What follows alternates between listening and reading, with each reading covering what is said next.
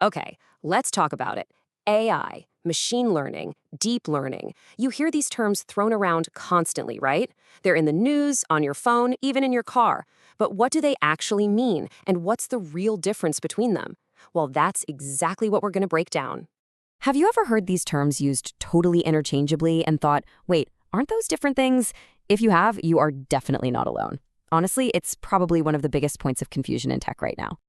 But hey, don't worry, we're going to make this super simple. In just the next few minutes, we're going to clear all of that up so you can see exactly how they all fit together, once and for all.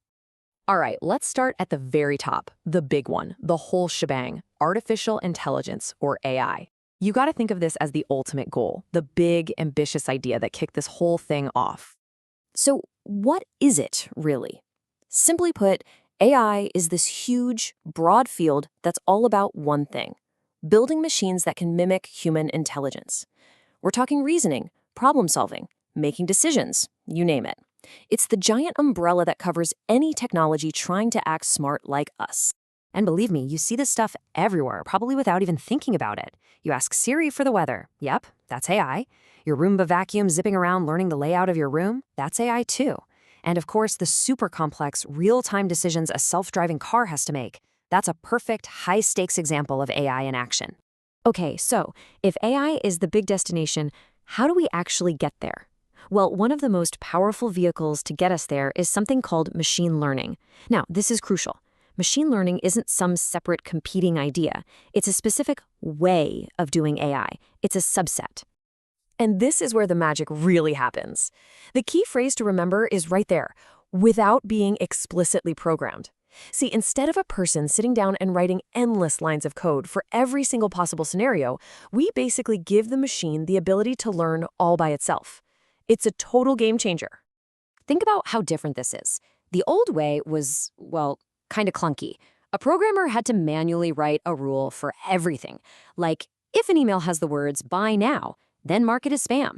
You can see how that would get complicated fast.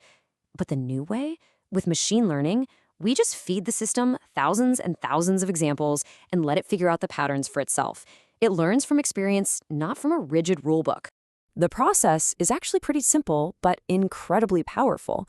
It's like this. Step 1, you show it a ton of data, right? Thousands of pictures labeled cat and thousands labeled not a cat. Step 2, the machine crunches all that data and starts finding the patterns. It figures out, okay, cats usually have pointy ears, whiskers, this kind of shape. And then step 3, you show it a brand new photo it's never seen before, and based on those patterns, it can make a really good prediction. Yep, that's a cat. And this is the engine running behind the scenes on so many things you use every single day. You know when Netflix just knows what movie you're in the mood for? That's machine learning.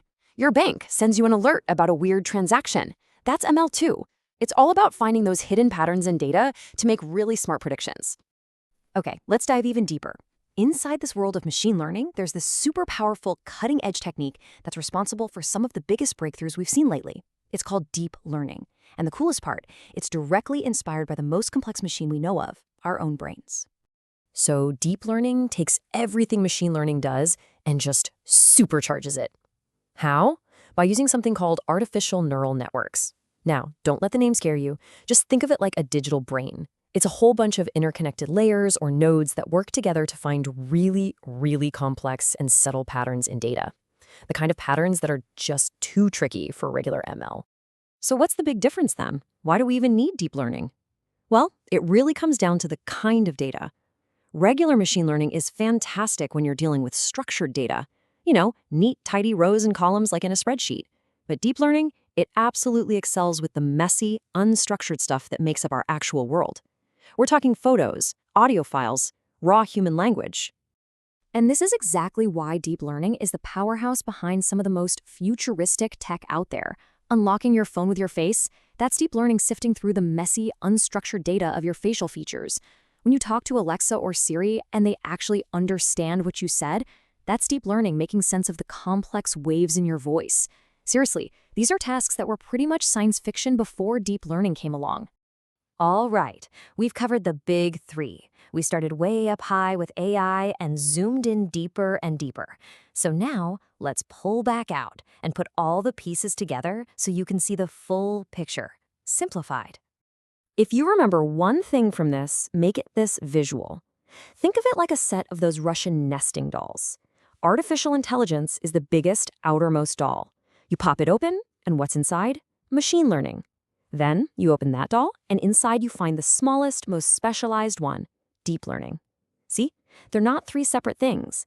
They are layers of the exact same idea. This chart really spells it all out. You can see the key differences right here. As you move from left to right, from AI to ML to DL, the scope gets tighter and more specialized. But look at the data needs. That's the huge one. Basic AI can work with simple rules. ML needs good, structured data to train on. But deep learning, it needs massive, enormous amounts of data.